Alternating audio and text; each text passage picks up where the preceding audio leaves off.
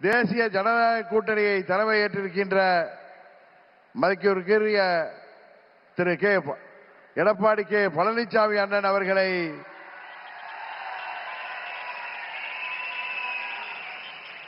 முழுமனதோடு ஏற்றுக்கொண்டு வந்திருக்கிறோம். நாங்கள் எல்லாம் அம்மாவின் தொண்டர்கள் என்பதை எதிரிகள் மறந்துவிட்டார்கள். புரட்சி தலைவர் வழிவந்தவர்கள், இதய தெய்வம் அம்மாவின் தொண்டர்கள் நாங்கள். எங்களுக்குள் சண்டை சச்சரவுகள் இருந்தது உண்மைதான்.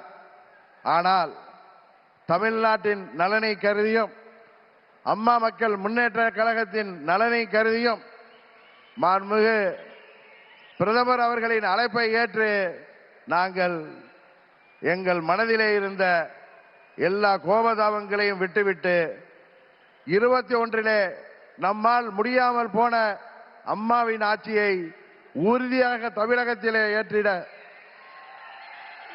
உருவாக்கிட எந்த ஒரு மனமாச்சரியமுமின்றி, எந்த ஒரு தயக்கமும் இன்றி, எந்த ஒரு குழப்பமும் இன்றி, சில பேர் சொல்கிற போல எந்த ஒரு அழுத்தமும் இன்றி அம்மா மக்கள் முன்னேற்ற கழகம் இந்த கூட்டணியிலே எங்களை இணைத்துக் கொண்டிருக்கின்றோம்.